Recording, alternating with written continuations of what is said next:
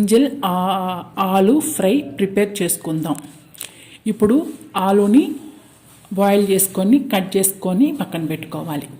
ఇప్పుడు oil heat అయిన తర్వాత కరివేపాకు, ఆనియన్స్, టమాటాలు, capsicum, chilli, turmeric, garlic, brinjal వేసి టమాటా ప్యూరీ వేసి ఫ్రై చేసుకోవాలి.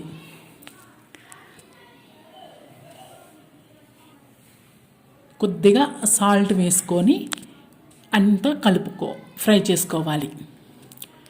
ఇప్పుడు మొత్తం ఫ్రై అయిన తర్వాత ఆలుని వేసి చిల్లీ పౌడర్, సాల్టు,